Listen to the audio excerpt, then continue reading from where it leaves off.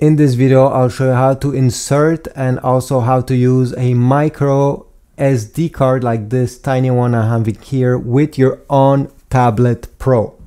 So let's get started. First of all, we need to locate the SD card slot. Usually it's over here on the top of the tablet where the buttons are. You're gonna notice right over here, you see there is a small door hidden because this is a lid. You need to put your nail right over there and then pull up. This door will come loose. You can put it on the side like this.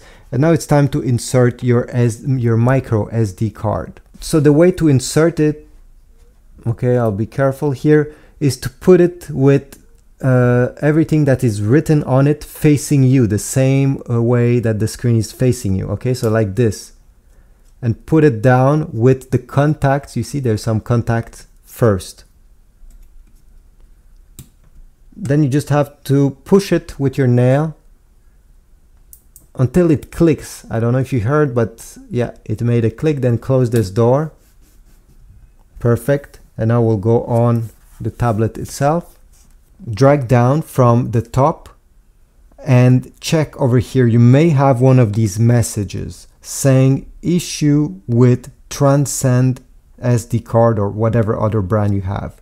Tap on this and now it will ask you, how do you want to use this card? Do you want to use this card for extra storage, so apps will be stored on the card, or do you prefer simply using this card to transfer, let's say, pictures from your tablet to it, or the contrary, or stuff like that? I'll choose portable storage. And here it will tell you what the problem is. It's the format. So your micro SD card may not be formatted to be compatible with your Onn tablet. But don't worry, this is not an issue since you can format this card on the tablet. If you choose format SD card, be careful because everything will be deleted from it.